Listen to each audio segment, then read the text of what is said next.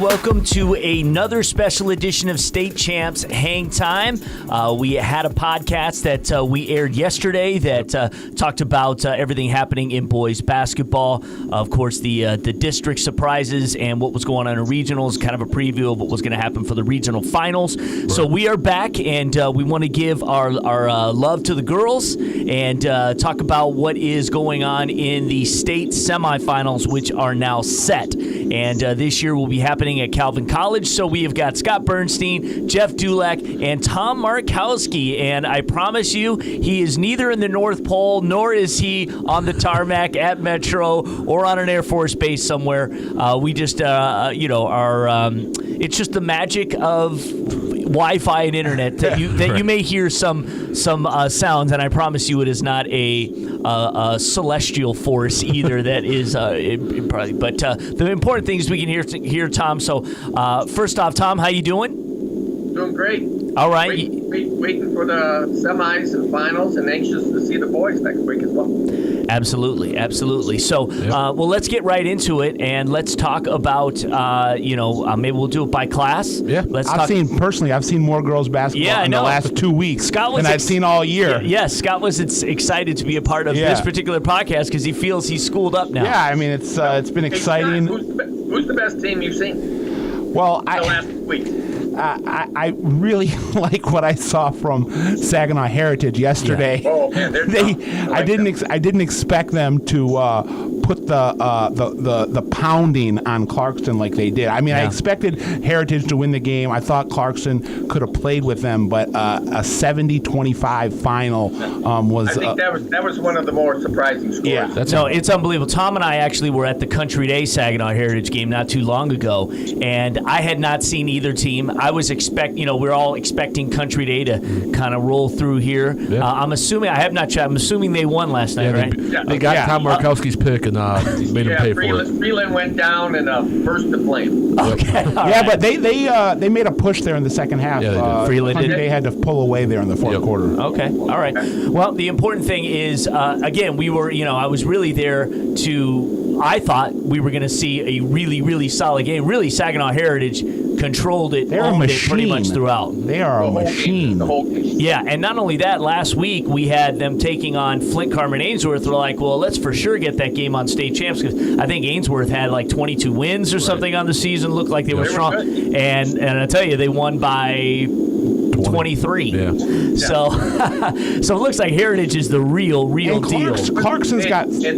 And now that East Kentwood's out of the realm here, they got beat in the districts. Right. East Lansing is on the other side of the bracket, and so I don't think it's Heritage Trophy right now. Right. I think they'll have to earn it the next couple of days. Right. They have to be the favorite. Since East Kentwood went down, it's been a collision course. East Lansing and Saginaw Heritage both unbeaten.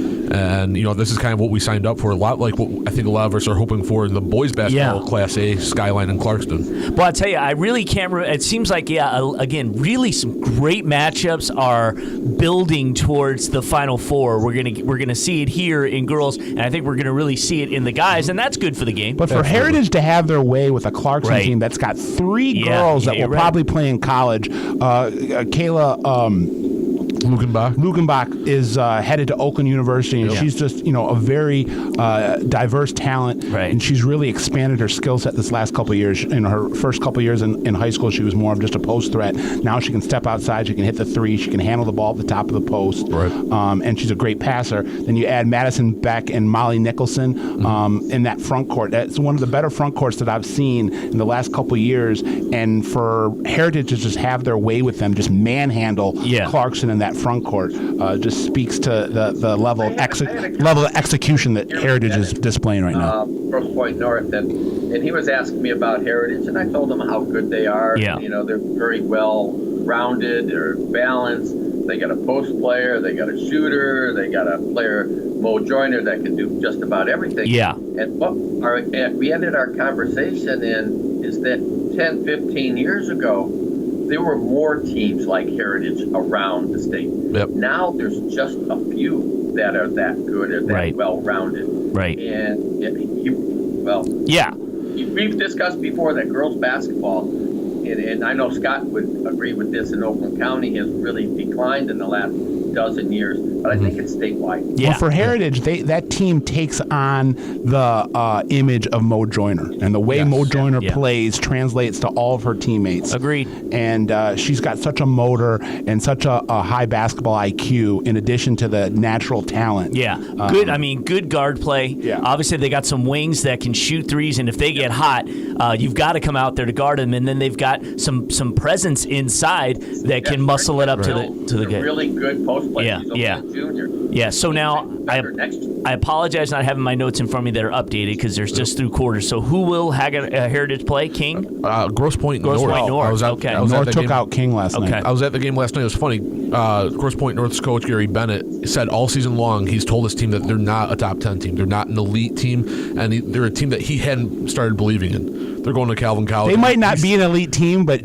Julie Arall is an elite player. Yep. She's going to Michigan State. Yeah. She had like 28 points and 6 boards last night. 6 blocks. 6 blocks. Wow. And she can shoot the basketball, and she can shoot the basketball like an ace marksman. Right. And she's one of the better outside perimeter players that I've seen in a while. Right. What was really impressive from Arall last night was, obviously King is going to make the run, and North was up 23-15 at halftime.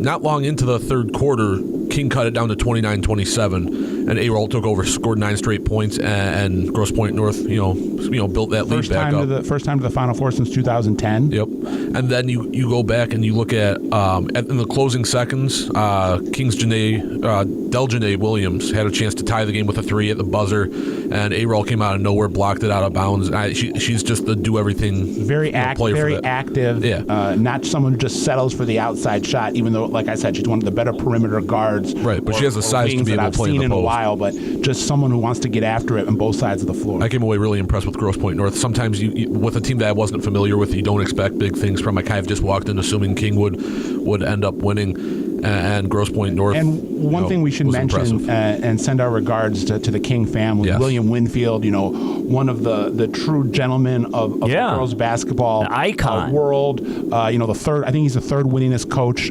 in state history. He's been on the sideline since 1984. He had a stroke the night of the district finals. Oh wow! Didn't show up for the district finals, and the team was very worried. They didn't know where he was. After the game, some of the assistant coaches went over to his house and found him on the floor, and they had to call the ambulance and get him to the hospital. Supposedly he's doing better. He's recovering, but hadn't been on the sideline since the district semis, and. That was King was playing with a heavy heart. It's a legend. Absolutely. Oh yeah, no doubt about it. So what happens when you think of basketball? When you think of girls basketball in the PSL, you automatically think of William Winfield. Well, if I'm right, Tom, he used to have that great hair, right? Yes. Yeah, exactly. Yeah, back in the day. 20 years ago, he had that big pro, and he would always be dressed up really to the T, and. And when I heard about William, I really felt bad for him, the program, because you're right, Scott. If you think about girls basketball in the city, you think of William. Yeah, absolutely. Yeah, no question. So what happened between Wayne Memorial and Heartland? That game was an impressive game. It's a two dueling styles of play. Heartland wants to slow it down, play in the half court. Yep. Wayne Memorial wants to speed it up. Wayne Memorial, dictated. Great guard play against a great post player, a great up and coming post player. Whitney Solomon, a sophomore for Heartland, 6'4". She had probably 22 and 15 last night. But Camry Clegg, who's just a superstar, she's probably my favorite girls basketball player in the state right now. She's great. Her and Janae Terry each dropped 16, led Wayne Memorial to the Final Four for the first time in school history. Quick note about Wayne Memorial. 4 years ago, when Jarvis Mitchell first arrived at Wayne Memorial, they were 0-20. Wow. 4 years later, zebra power. They're going to Calvin College for the Final Four, and it just speaks, worlds to what he's done with that program. Because Wayne Memorial never been to a Final Four, had never won a regional title, and for him to turn that program around in 4 years, that first year for Jarvis Mitchell, that marked the third year with just 1 win total for Wayne Memorial. So Terry and Clegg will both be playing power conference basketball at the college level. Terry has 30 offers. Clegg is committed or signed with Clemson. So now we're going to have the runner-up to Miss Basketball, Camry Camry Clegg going up against Miss Basketball, Jaida Hampton, in the Final Four and the semifinals. And you know what was so impressive with East Lansing's win yesterday was that Jaida Hampton got into early foul trouble, and she had to kind of pass the baton to her teammates, and players like Azanai and Aaliyah Nye. There's two Nye sisters. Yeah, there's two of them. And I think to Scott's point, how well that they played with Jaida Hampton in foul trouble. A lot of people can make the argument that on certain nights, one of the Nye sisters is the best player on the court. Right. And it just speaks to the depth and I guess just the firepower East Lansing has on most nights. And I think that's going to come up really big in the semifinals and if they make it past Wayne Memorial in the finals. And they got a really good shooter in Allura Lofton. Well, let's call it out since we can close out A. We've got our Final Four, Grosse Pointe North and Heritage. I think we all would predict that Heritage will move on to the finals in that one. East Lansing and Wayne Memorial, who you got? I got to go with East Lansing. They played a tough schedule. Yeah. They beat DeWitt twice this year. You have the Miss Basketball winner, and Coach Smith does a great job. I think it's going to be two heavyweights in that final. Nothing against Wayne Memorial. Right. And, you look at the schedule they played. They might have played a tougher schedule a little bit than East Lansing. Two of their losses was to Edison. And they weren't blowout. They were close games. Right. And Edison's on fire. Yeah, they are. And for Memorial, I mean, this could be like, no matter what happens from this point forward, they've kind of reached a zenith in their program. Right. Yeah. So I look at East Lansing more as like, this is a team that's built for a state championship, and if they don't win a state championship, it's a disappointment. Right. Wayne Memorial, although they have two, excellent all-state college-bound guards. Yep. This is uncharted territory for them, and I think that's gonna kind of play out in the Final Four because I think East Lansing is they're dialed in on winning that state title. Wayne Memorial might just kind of be happy to be there. All right, I'm calling my shot. I'm calling Wayne Memorial. Going to pull it out. I'm going to say that the guard play is going to be the difference. They're going to run up and down the floor and somehow find a way to win at the end. Because sometimes when you get there, it's all about this is it. You know what I mean? This isn't like we've had pressure on us. We're here. Let's go do this. Let's finish. And sometimes there's a little chip on your shoulder. I think Camry Clegg is a tremendous competitor, and she's going to want to one-up whatever Jaida Hampton's doing on the other side. I'm so impressed by East Lansing being able to get into the semifinals and win a quarterfinal game without much contribution from Hampton. No, they're deep. They're deep. I'll take East Lansing as well. I'm tempted to take Wayne Memorial. That's all right. I'll go out on a limb. I do it all the time. But I think the issue with last night's game, I don't even know if Hampton was in double figures last night. But Heartland really struggled against Wayne Memorial's pressure and 3/4 court press. I don't think that's going to be a factor for East Lansing. I think they'll handle it a little bit better. Yeah, I would say the only thing that Wayne Memorial may have going against them is they've not really had a tough road here in the playoffs. So sometimes all of a sudden you get hit with this, really, really great team. You got to step it up. We'll see what happens. It'll be interesting. I think we all, feel that this is Saginaw Heritage year, no matter who they go up, even if it's East Lansing. Am I correct? I'm feeling East Lansing. I'm feeling East Lansing's going to win it all. Okay, so all right, so you're calling your shot. I'm gonna go with East Lansing. All right. I'm a really big fan of the firepower on that team. When you take Aja and Aaliyah Nye, Jaida Hampton, like Scott said, Allura Lofton. I really like East Lansing. All right, there you go. We'll see what happens. It's going to be exciting. Absolutely. Of course, you'll be able to see all the highlights on State Champs Sunday morning at 9 a.m. And really look for Heartland's center, Whitney Solomon, to be a real force to be reckoned with as we go forward the next couple of years. I'll call my shot right now. 2 years from now, that's Miss Basketball. Okay. Call it right now. All right, there you go. And we'll have Tom Markowski, Steve Vetter, covering the girls' basketball finals, writing some stories. Go to statechampsnetwork.com to get all the insight and of what's happening. First time out at Calvin College, so that'll be an experience, and see how they host that particular event. I'm really curious to see how many show up. We don't really have any West Side teams competing this year, so everyone's going to have to make that drive, and we'll kind of see how that affects, especially with the opening of the NCAA tournament this weekend. Yep. But it'll be interesting. I expect good crowds there. Okay. Grand Rapids is a great place for it is. Championship. They do a great job of hosting events. But at the same time, you're right, Lauren. It's good if they would have had one local team, whether it's South Christian or East Kenwood, to help draw some of the fans. That's right. I mean, so we'll see. I mean, if they'd have been in East Lansing this year, obviously with East Lansing there, it would have been just crazy. crazy. Saginaw Heritage isn't far away. Yeah, and even Wayne Memorial, it's only an hour and 15 compared to 2:45. Right. But we'll see how it turns out. I think it's going to be great basketball regardless. Let's move to Class B and find out who are in the semifinals here. Obviously, we talked about Country Day already. Who will they be taking on, Muskegon, Oak Ridge, or Kingsley? Kingsley. I was at that game last night. Kingsley is, a four-person version of Saginaw Heritage, and that's no knock against them. Right. They just don't have any superstars. Right. They have a lot of good players. Kingsley's kind of a mix of some seniors. Kingsley's unbeaten, they're right? well coached. They like to play defense, and they held Oak Ridge to 39 points last night, forced 12 turnovers in the first half. Really got Oak Ridge out of their game. The coach at Oak Ridge told me that they haven't turned the ball over 12 times total in the previous 5 games. So perhaps they were a team that wasn't ready for that type of pressure. And I think Kingsley can play with Country Day. I just don't know if they have the star power to, really come up with a basket when they need it to maybe stop one of Country Day. And just like with East Lansing kind of doing it in the quarters without, a ton of contribution from Hampton, Country Day got through, Kayla Webb and Maxine Moore, although on the floor for most of that game, but, it was really the supplemental people, the complementary pieces on that team, Adrian Folks and Jasmine Powell, that, did most of the heavy lifting in the quarterfinal last year. Against Heritage, I thought Jasmine Powell was the best player. Country Day did. So I agree. That depth factor really plays well for Country Day going forward. Yeah, it's interesting. Oak Ridge had to go to overtime to beat Grand Rapids South Christian, so they obviously found a way to get themselves in position. It was a very competitive team, so that was a big win for Oak Ridge. But Kingsley, 26-0. Yeah, really 26-0. Game they played 2 4-point games this year. One was in the regionals. They really haven't had to be, pushed into a corner. And Country Day is going to put some pressure on them. Yeah. It'll be interesting to see how Kingsley responds, especially if they trail in that first half. I think in that game the X factor is Maxine Moore.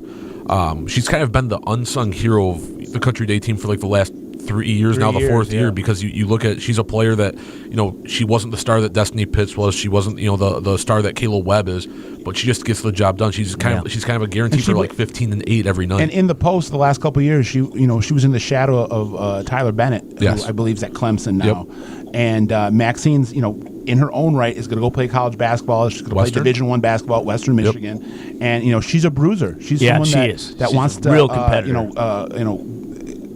Get on the blocks and really bang around there for rebounds, and she's great underneath the basket. She doesn't miss many layups, and then she can kind of step out. She can step out and hit the 10-15 footer. Yeah. All right, so on the other side of the bracket, we had Michigan Center and Harper Woods Chandler Park going at it last night. Michigan Center got that one. Yeah, they did.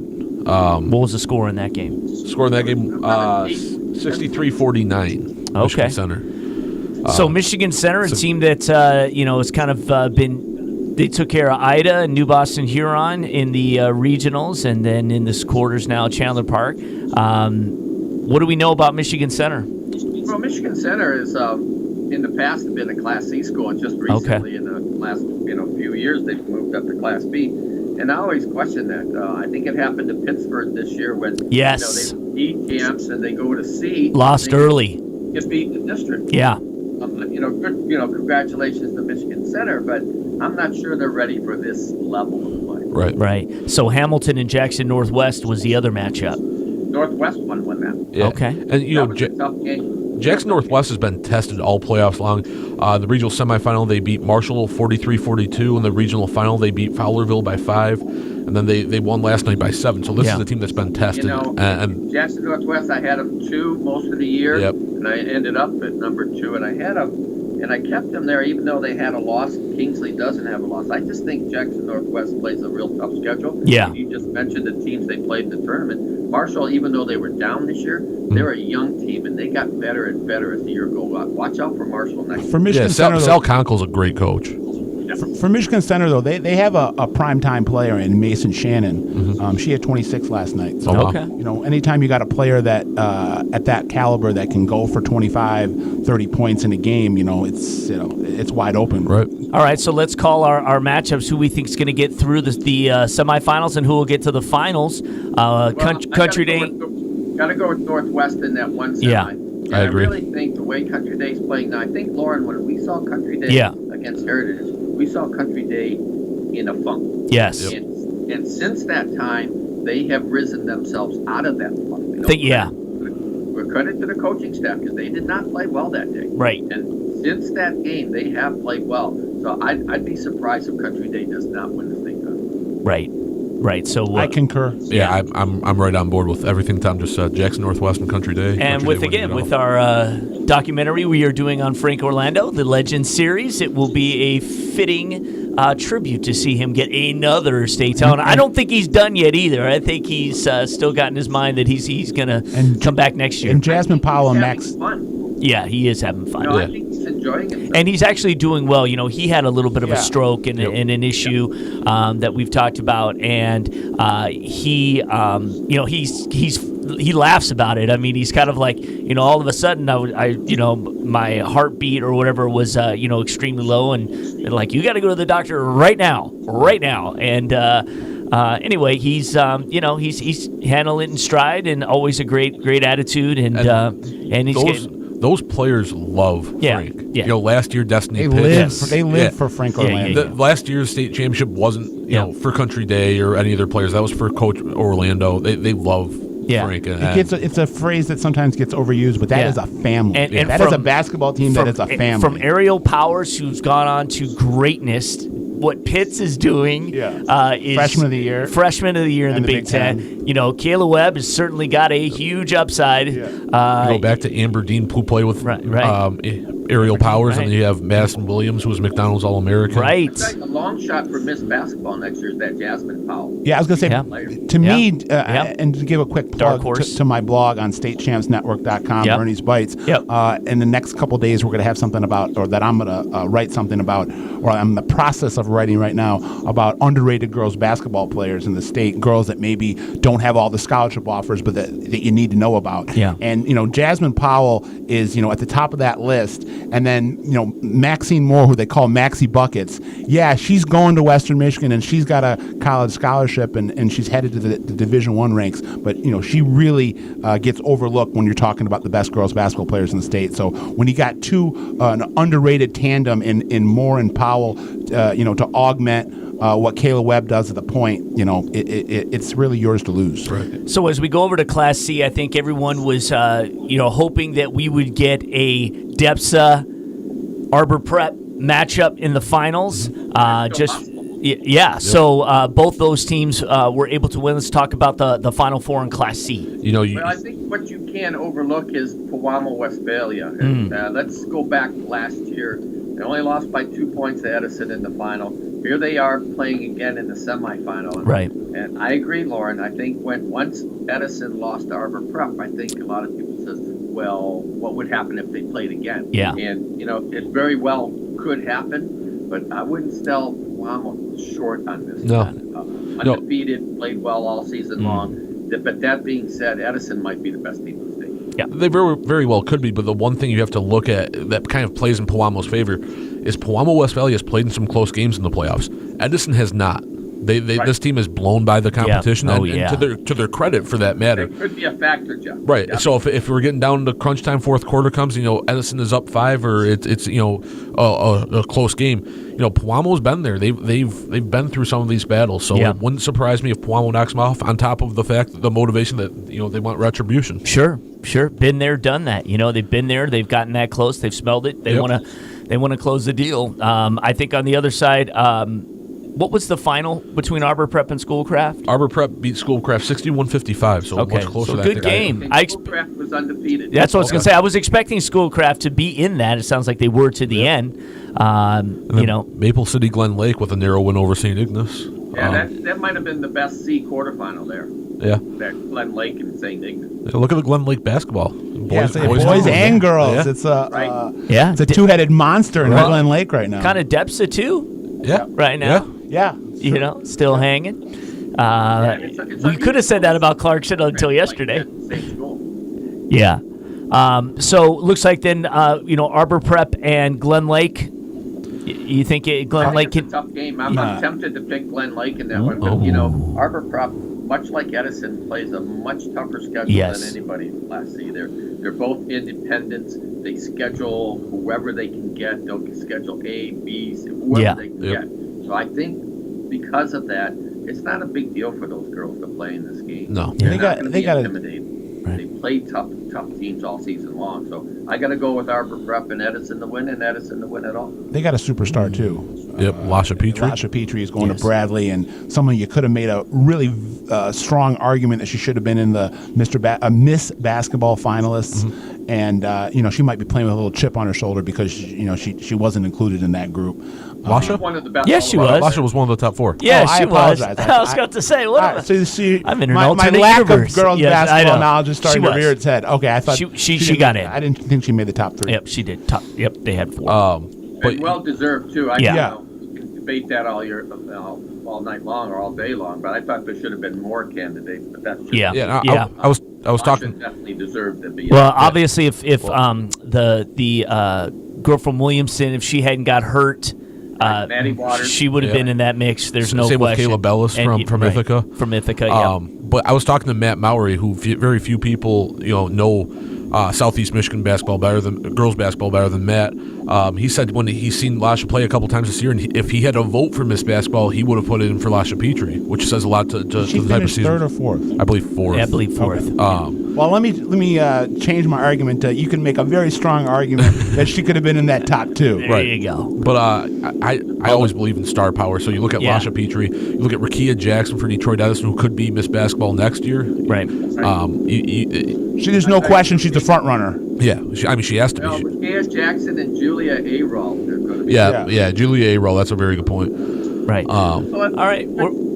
We're talking the girls basketball semifinals, giving our preview and as well as predictions on what's going to happen this weekend at Calvin College. Scott Burnstein, Jeff Dullack, I'm Lorne Plant. Tom Markowski is on a 747 over the Pacific somewhere, but is able to join us from his seat, his first class. It's like Top Gun. He's in a fighter jet with Tom Cruise and Anthony Edwards. Exactly. So a few technical difficulties. If you bear with us, we wanted to make sure we included Mr. Markowski. Going over to Class D, what about those? That's what I was going to say. Tried and true Waterford Our Lady of the Lakes, the Fighting Rowbacks. Don't be surprised if Lakes wins it all.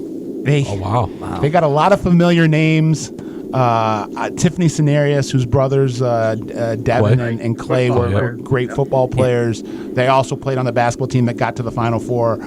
Isabella Klein, whose older brother Andrew Klein was a first-team All-State basketball player who's now playing at Rochester College. And then obviously you go to the rowback, the well that constantly keeps on giving tons of water.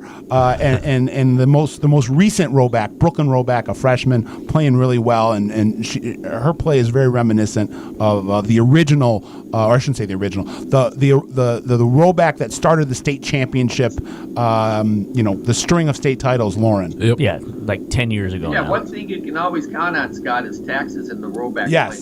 Right.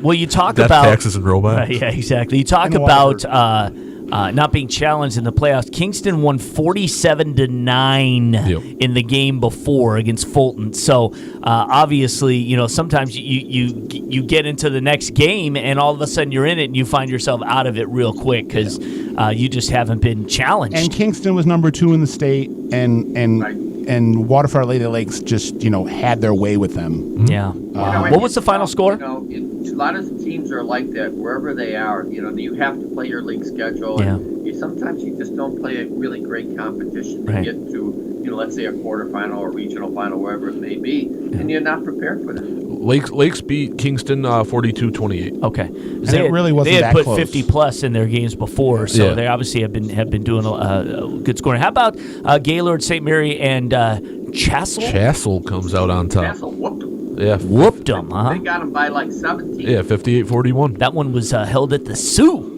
Oh. So, a lot of people thought that Munising would be that team coming out of the UP, but Chassell has played really well all season, and it kind of snuck up on people. So I think that was a statement game for them, and congratulations. I think they're definitely the dark horse. So you think Waterford, though, will get through that bracket and get over to the final? Competition. Okay. But in the final, they're gonna meet the team that I think is gonna end up running away with the state championship. I've been really high on Mount Pleasant Sacred Heart for the last couple of years. They've played in the last 2 state finals. They've kind of taken their lumps against a good Pittsburgh team. Scout Nelson is a tremendous point guard for Mount Pleasant Sacred Heart, and I really think that this is their year. And who will they be matched up with? One all year long, Jeff, and I think they're kind of the favorite daughter, so to speak, to win Class D. Yep. But I picked Adrian Lenawee Christian before the state tournament. The reason I did that is I thought they played a tougher schedule than Sacred Heart. Getting back to what we were talking about, Waterford Our Lady of the Lakes. Right.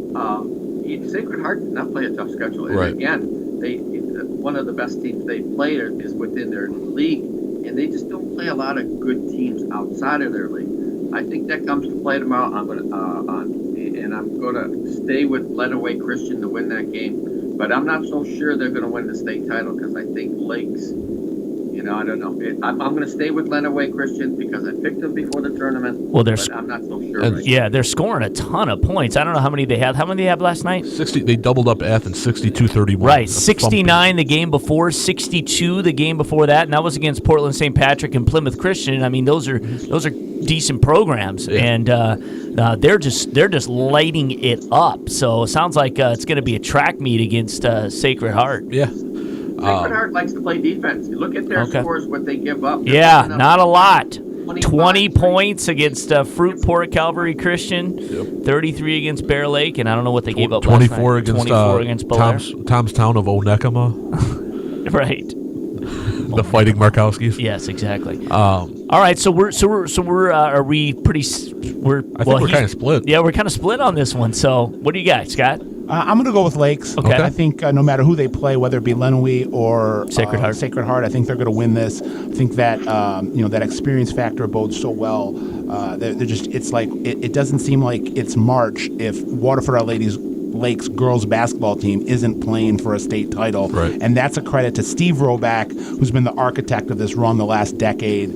And Tiffany Cenarius has got her Lakes program the last couple of years. She's had them knocking on the door. They made it to the Final Four a couple of years ago, and I think they finally break through and they put that banner up and kind of match what Lauren Roback and Carly Cottrell and Ava Deutsch did, and Lexi Roback, what they did a few years back.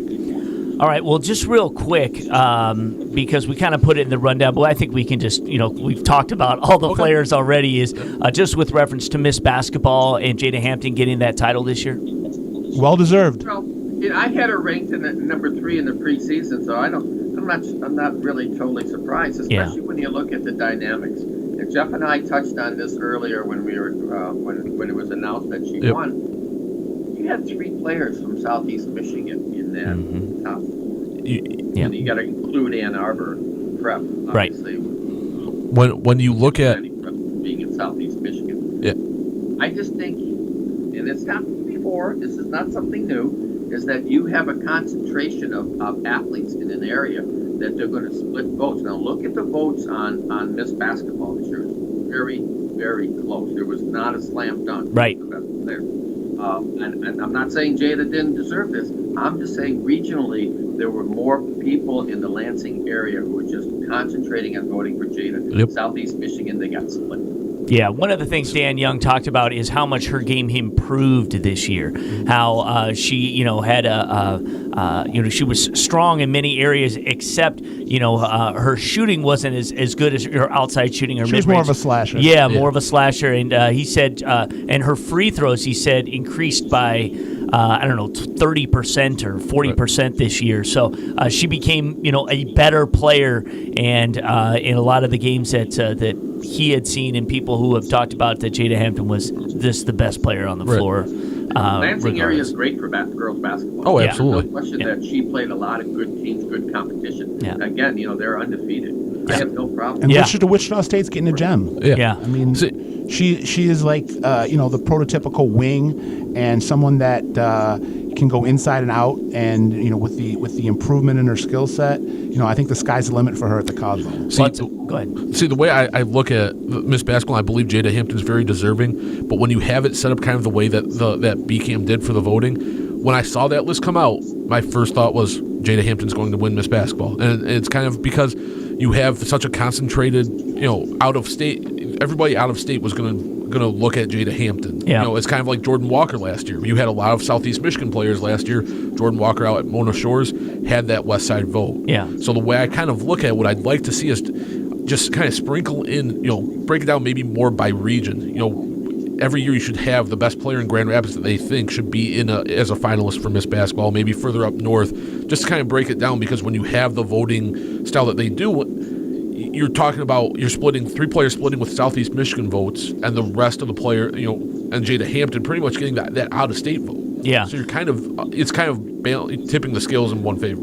I would say, unlike boys basketball, the women's or the girls basketball, they don't travel as much so that they can be showcased in other parts of the state. I think that, and Tom and I have talked about it for years, it's not always the case, but if you can get yourself to the Final Four as a junior and people can see your skills, you have a better shot at them taking a closer look at you the next year because they've seen you play. And unfortunately, I don't know if we saw so much of that. I know we didn't see it with Wayne Memorial. Obviously, this is their first. Kayla Webb, won it last year. So I think that hurt Cam Reflect. Right. But you also had Basha Petrie and Webb that did play and win. Webb did win. People saw them. Yeah. I think they're going to split their votes here. Webb's got 2. That Hampton didn't have. That's right. Webb's got 2 rings. That's right. Kayla's got 2 rings. Well, you know what? Then again, Frank Orlando is, as I talk to him, of course, is going to immediately pull up. There's a Country Day disdain out there. Yes. I mean, that's true. Yes. I don't think you can argue it. Yes. I tend to agree with that. For boys and girls. Mm-hmm. Yeah. Hey, guys, there's that 600-pound gorilla in the room. Right. It's the Country Day, anti-Country Day feelings. So it's true. And the only other thing that, one of the things that, there's nothing that can be done about that, but Frank was just saying, I really would think it would be smarter in the future if they would just let the playoffs play out. I agree. And then they vote. What's the reason you have to do it early? Lorne, I have never agreed with you as much as I am with that statement. Wow. I think it's ludicrous to move it up from where they had it between the regionals and the quarterfinals to now the Friday of the regional finals. I could go off on this. Right. Why do we have the Heisman Trophy voting after the season? Right. There's a reason. Of course. Why do we do our Mr. Football selection until after the season? Because we need to see it all. See, what I would like to see, and obviously BCAM has their hand in the MHSA halftime shows, because they do a trophy presentation at some point. Why not at least wait until after maybe the quarterfinals to make a decision on who Miss or Mr. Basketball is, and then at halftime of the Class A or Class B or Class C, whatever it might be, then you make the presentation. All 5 players or however many players. A semi or A finals or something. That would be climactic. Right. It would be climactic. That's in front of all the girls basketball fans. You're probably going to want to see the award. Right. And it's big news to release on one of the biggest days of girls basketball for the entire season. So make it bigger. Yeah. So I do not ask Dan that question, Dan Young, when you see him later in the podcast, because I'm sure you're thinking, Lord, I'm waiting for the question. I do not ask it, but I will bring it up next week when we are talking about boys, and we'll kind of wrap it up with, because I think the same could be said for Mr. Basketball too. I think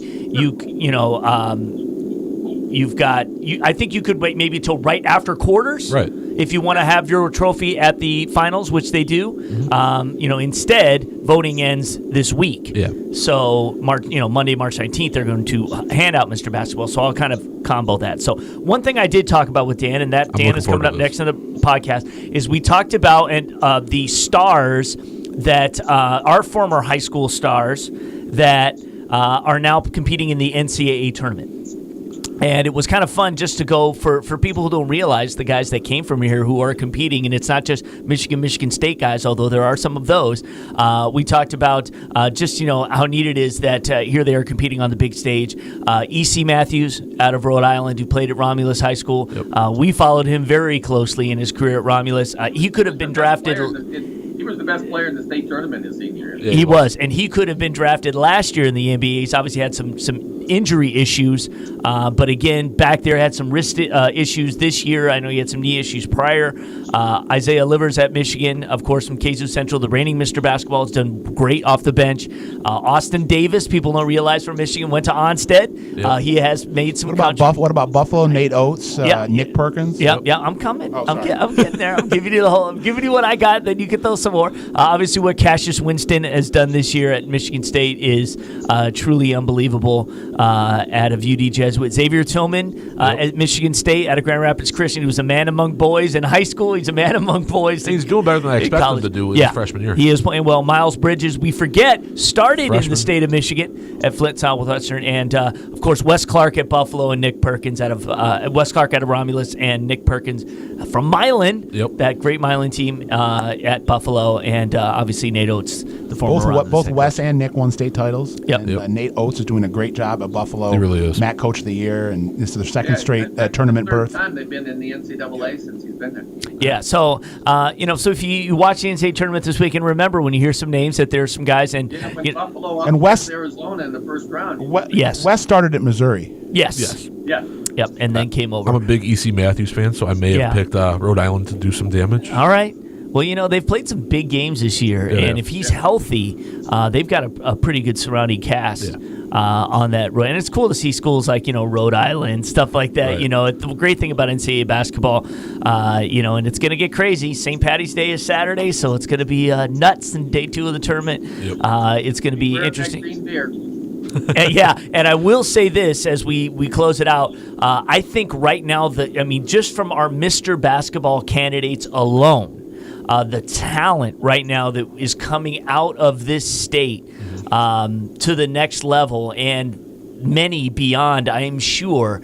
I would say that boys basketball, men's basketball is in a really good position right now here from the state of Michigan. Yeah, I look at the boys basketball in the state of Michigan. You look at, I don't know if obviously I haven't been around for as long as everyone else, but there's so much firepower. It seems like from year to year, there's 2 or 3 stars, and then some really good players behind it.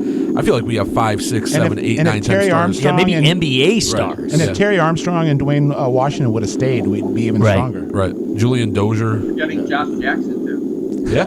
Oh yeah. Obviously. Yeah. No question. Number 3 pick in the NBA draft. Yeah. Right. Exactly. And then obviously Kyle Kuzma. Yeah. From Burton Bendel. Yeah. Who's he's like could be the rookie of the year. Yeah, exactly. He's definitely the 6th man of the year for sure. It's been crazy. Pistons blew it on that one. So, all right, guys. Thank you very much, Tom. Good to see you. I hope you land safely in your travels. It actually does look like a plane window behind you, which is kind of funny. So, just a little bit. We will, good luck covering the basketball finals, girls basketball finals. You can read all the Tom stuff at statechampsnetwork.com. Go there right now. Bernie's Bites, the blogs. Yeah, we're about to have something up on a little update on football recruiting. Okay, good. The kind of lead in that would be Roderick Hurd. Early to talk about football. Oh yeah, Harrison's Roderick Hurd, probably the last great Hawks gridiron superstar, just committed to Northwestern. Yeah, shunned the Michigan offer, and then we had a couple other players from the west side of the state that committed. By the way, I hear that Obi Ogofu's already making an impact at Notre Dame in spring practice, so I expect him to be a difference maker real soon. If you can't make it to the girls' basketball finals, you can't stream them for some reason, we will have all of the updates from every single game on our social media, StateChampsNet on Twitter. Follow us there. We'll have everything you need. And, of course, we'll have highlights of all the games on StateChampsNetwork.com. We've got some good boys matchups, including some regional semifinal matchups from this week. So make sure you check that out Sunday at 9 a.m. on Fox Sports Detroit. Dan Young is next. Guys, thank you. We'll be right back. Fundraising should be fresh, flavorful, and simple. We have the perfect solution at Hungry Howie's. Dough-Raiser. Your team or school can sell paper pizza certificates that can be redeemed for one medium pizza at participating locations. We've been doing this fundraiser for about 4 years, and it's the easiest and best and most profitable fundraiser they have in Michigan. Go to doughraiser.com to learn more and sign up. Your next fundraiser comes with flavored crust. Welcome to Hungry Howie's Dough Raiser. Coaching basketball is a rewarding and challenging pursuit, but you don't have to do it alone. The Basketball Coaches Association of Michigan are here to support you. BCAM is the largest coaches association in the country with nearly 6,000 members representing college, high school, and middle school ranks. Members have access to drills, clinics, job opportunities, and it's the only way to vote for our annual awards, including Mr. and Miss Basketball. Join today by visiting bcam.org, because better coaching always matters.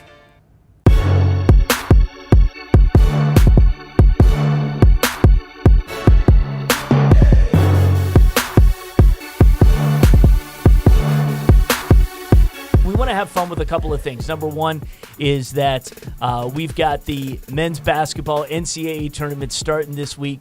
By the time you listen to this, there already may be crazy upsets, if you're listening to the weekend. But one of the things that I always find the most rewarding is seeing teams come in and remembering, like, oh, that's right, we had a guy go there. Right. And a lot of these guys are doing well for their team. So we thought we'd just comment, and maybe you don't know this, former Michigan high school stars who are now competing in the NCAA tournament this year. And I will go over just a few lists. I know you have a couple of the guys that I don't have on here, but then we can just quickly talk about what they meant to Michigan in high school and how well they're doing. So E.C. Matthews, the great player out of Romulus High School, is at Rhode Island. He is expected to go to the NBA. He was last year. He was expected to be a top 50 pick. Now he could be a top 20 pick. He chose Rhode Island because Danny Hurley said, we're going to develop you from day one to go to the NBA as a lead guard. Right. He's a monster. Yeah. He's a really good kid. Left-handed. He's had a great career. He's had some injuries. Yeah, had a knee injury this 15. year, and has fought his way back. A wrist injury this year. Yeah. So, but yeah, he's pretty cool. So those who watch the local teams, of course, Michigan and Michigan State getting after it, and they have several. Isaiah Livers, last year's Mr. Basketball from KZoo Central, is coming off the bench for Michigan, doing a fine job. Austin Davis, some may not remember, was an Onsted grad, and he has had some good minutes here played and there. In the Purdue game because they needed some weight to guard that one big boy from Purdue. Yeah, exactly. He's a big boy from Purdue, too.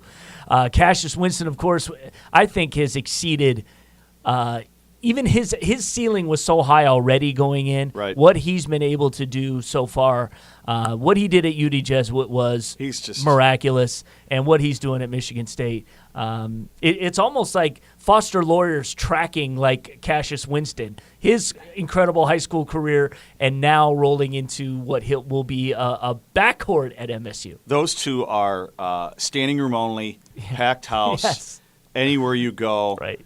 Can you get a ticket?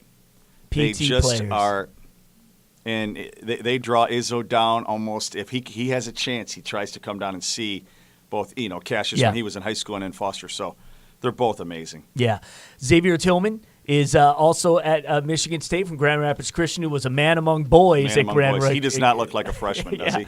I mean, he didn't look like a senior in high school either. He looks like a junior in college right now. Yeah, he was unbelievable and just carried the load for his team last year, although they were not able to get beyond the Wolves. They were just due, but he certainly did everything he could. One more, obviously, which was kind of that people don't remember, Miles Bridges started his career at Flint Southwestern before he moved around in prep schools. Yep. Now is at Michigan State. In the MAC, Wes Clark. Yep. At a Romulus. Romulus at Buffalo. Was named MAC tournament MVP as Buffalo got in, and that's his first shot at going to the NCAA tournament. He was at Missouri. Yep. Had some troubles. He's rebounded, gotten his act together, and is really doing well in Buffalo. His high school head coach. His high school head coach, and it's his first. Nate Oates. Buffalo's third in 4 or 5 years, but Wes Clark's first. And then the big fella from Milan, Nick Perkins, who is I believe a sophomore now, left-handed, led Milan to a state championship. Yeah. Is a big guy in the mix. How about them drawing Arizona in the first game? I know. Oh my gosh! Right. I know. What are you going to do? Matchups. You never know, right? You see what You happens. never know. And you know what? If you're gonna survive in advance, you're gonna have to play those teams eventually. So sometimes if it's crazy right off the bat, I think of a team like when Steph Curry was at Davidson. I think they were a 10 seed or something, and they had to kind of roll through the gauntlet, and they got all the way to the Elite Eight. They just kept going, and that's what it is. You just gave Kansas a run, and Kansas ended up winning it that year. Yeah, because I think that was in Detroit at Ford Field. Where I think you're right. We're like, who's this guy from Davidson? I know, exactly. And now we all know. So anyway, that's just a couple thoughts on some former stars who are getting it done. It's tournament time. So, some of you out there, again, if you're watching the games now, look for these guys. And maybe you didn't know that they played their high school ball here. They did. If you go to State Champs TV YouTube page, you can see all these guys in high school playing. And we'll see how they do in the tournament. Fun. Yeah, no doubt about it. So the other tournament going on, of course, is the girls basketball tournament. Like I said, we've got a full preview of the semifinals later on this podcast. Dan is here just to comment on kind of, some of the teams that he's seen and some of the teams that he, got through the regionals, at least to the quarters, because we're recording this right before the quarters. Very intrigued about Wayne Memorial and Heartland. Yeah. Wayne Memorial has Clegg, who's Miss Basketball, and Heartland has the Hall of Fame coach, and that's going to be a great matchup. Another one I'm interested in seeing is in Class C. That's strong. Class C is strong. Arbor Prep, how they do, and St. Ignace is our Miss Basketball chairperson, and then DEPSA. Wow. Yeah. C is really strong. DEPSA has Beecher. That's going to be a great matchup. Yeah. We could have Arbor Prep and DEPSA on the grand finale. Yeah. This is going to be really interesting. A lot of big time players. DEPSA has probably next year's front runner for Miss Basketball. Yeah. She's incredible. But looking at Heritage. Heritage got Clarkston. East Lansing is still undefeated. They're with Muskegon. Got Muskegon in DeWitt. That's going to be a great game. Miss Basketball, Jaida Hampton will be on display. Yep, undefeated. So, I wouldn't mind seeing Jaida and Camry going up against each other in the semifinals. Wouldn't that be cool? That would be an exciting. That would be cool. Yeah, I said the Breslin, but it's not the Breslin. They're going to Calvin College this year. Calvin College in Grand Rapids this year. That's going to be cool. Yeah, it'll be an intimate setting. If you don't know, the reason that happened was because of not knowing if Michigan State women or University of Michigan women had a home site first-round NCAA tournament, which is this weekend as well, so they could not hold it at Michigan State. So they're going to try to figure that out. Next year they're going to flip-flop, so we'll see how it goes. Okay, so next year they're going to have what? Next year the boys' tournament is going to start a week before the girls' tournament to not get into that conflict. Ah. I know. We'll see how it goes. I know. Interesting. Right. The boys are going to start a week early. So they're going to start a week. The boys are going to start at the same time the girls this year. Okay. Just for 1 year, because of how it falls, so they can reserve the dates for the facilities. Center. Correct. Got it. And then after that, but the girls will still play at Calvin. They have a 2-year contract. Yeah, I believe so. Okay. So we're going to see after next year what the MHSA decides to do with their venue, whether they can hold on to the Breslin or move to different venues. Yeah. So it's also exciting to go somewhere else. Yeah. What I think would be fun would be, if we had some semis. This is what we do in football. I know, granted, they're a week apart. But if you had some semis, maybe for some different locales, and then a finals locale, right? You don't have to worry about reserving a building for 2 straight days, right? 3 straight days, excuse me, because they're Thursday, Friday, Saturday. Yeah, you talk about Little Caesars. You need 3 straight days, right? With hockey and the Pistons. And but if you just had the finals there on a Saturday, you might have odds that you could play the finals there. You might be able to, and maybe you have you have fun with it, and you have semis at the Breslin and at Chrysler. Yeah, there's how cool would that be? That would be very cool. It'd be neat to have Michigan in the turn, but we'll see. We'll see with these dates and with the in the past, the girls at NCAA, Michigan State did not. They would go to sites. Now they all have home opportunities. Yeah. So that's why this has changed in the last couple of years. So. Yeah. Well, we'll see what happens. I know the girls enjoyed playing at the Breslin. It's a great environment. Central Michigan was cool. I really liked that venue for the girls. Yeah, they did that for a while. Yeah. It's a that is a good spot. So when they look at it, they need 10,000 seats for boys, and they would like to have 5 for girls. Right. So that's part of the process. Maybe, at least from what I've heard. Maybe we could put a hockey rink inside, or a basketball court inside a USA Hockey Arena or something in Plymouth. That's a perfect facility. Right. It's loud. They got 8,000 seats. They've got good. The other thing is parking. That's what I mean. They have great parking. Yes, and that Central Michigan, great parking. Great parking. Yeah, I know. It is an issue. It is. Really, we were talking about it with quarters and the issues we have at Callahan. It's just not enough. Yeah, I at Callahan, they lost a lot of parking when they added those soccer fields. And even Oakland, when they play and they get big crowds at UAD, Oakland's kids will bus from Oakland to Detroit. Right. So there's not great parking there, but it's such a great – Callahan's such a neat place, and it's great to have games in Detroit. Our memo, just have a 7 o'clock quarterfinal there and everything's fine. The 5 o'clock. 5 o'clock while the kids are still in school. It's a little bit makes it difficult. A little bit of a problem, but it's always fun going down to Callahan and getting in that old facility. It's just a great place. I think all the the college facilities should be used. I think I think it could be great. It's a great high school. It's your It's the next level. It's the transition. There's no question. It's great having a high school environment. Plus, those kids have, for those schools, you have kids on campus now walking around. Right. Whoa, I better tour this place. It's pretty cool. It'll be neat to go to Grand Rapids this weekend and check that out and see how that goes, see what the crowds are like. Yeah. I'm looking forward to it. Yeah, they love We're going to have Miss Basketball. She's going to be presented in the A game as well, Jana Hampton as well, with United Dairy of Michigan. You know what's Milk Means More. That's our partner, and that's going to be fun. What's interesting is this is almost unprecedented that we don't really have a contingent of West Side girls teams that are vying for the title this year. That's why they're usually right there. There's usually several. That's why I'll be very interested to see how it lays out. How it lays out. Yeah, very. And normally we do. I know.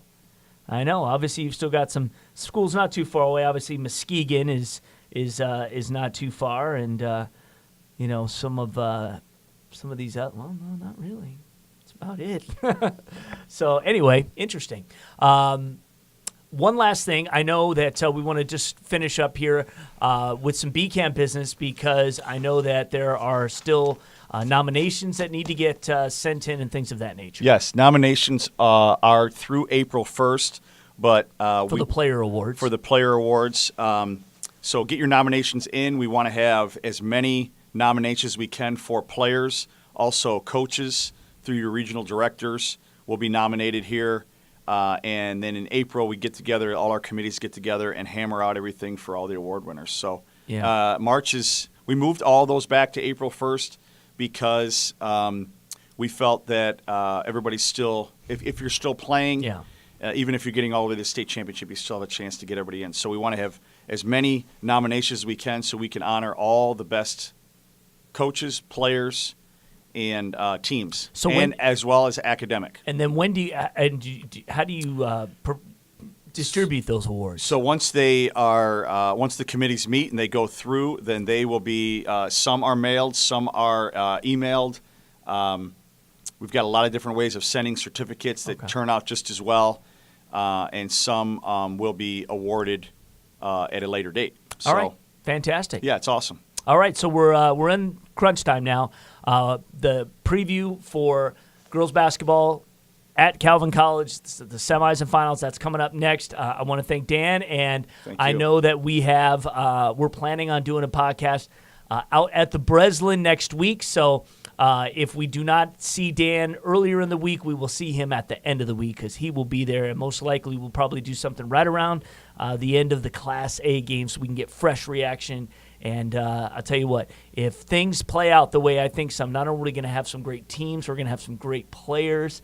that we're going to see both on the girls' side and the boys' side, and really looking forward to see this, high level of competition. I think the game's going to be great, and I think the crowds are going to be large. Best time of the year. Yeah. Best time of the year. Great matchups. Standing room only. Yeah. Let's hope the weather holds out. Excited to find out about Mr. Basketball here. Yes. That's going to be it's just an outstanding group. Yeah, I mean, as good as I've ever seen. And as far in a long, long time. Yeah, as far as the guys goes, if you haven't been to the Breslin and to see the MHSA finals, you got to do it. You get the whole day of games there. You can, right? Yeah, or you and can pay for two. Yeah, and remember the semis a lot of times are absolutely off the charts, the best games because it's just not that the finals aren't great too, but there's been some unbelievable semifinal games that you don't see on TV. Well, how about Southfield Christian and Powers North Central last year? Man. Ridiculous. Jeff calls it the best high school game he's ever seen. Right.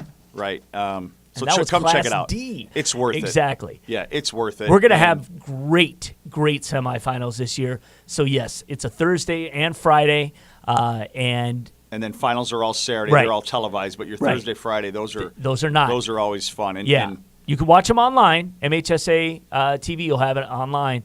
Of course, watch the highlights on State Champs on Sunday. But get out there, and if you get to the semis, you're going to get a great seat, too, which is awesome. So you really get a chance to enjoy it. And there's 4 games each day. Yeah, it's beautiful. Yeah. And then you got your college games, too, as well. It's the best time. Oh, yeah, that's right. It's you don't want it to end. No. You just don't want it to end. No. But as soon as it does, we start gearing up for next year. And I can tell you that State Champs and BCAM have some plans in the works. Yeah. I just want to say again, congratulations to all the coaches that put in all this time and effort for very little money. Yeah. And they do it because they love the kids. They love to teach. They love to be in the mix, helping people grow and get confident. And so it's a pleasure to be on this show to just talk about, the up-and-coming players and coaches, and, it's a great profession to be in. Absolutely. All right. Well, with that said, we'll see Dan next week. Thank you again. Stay tuned.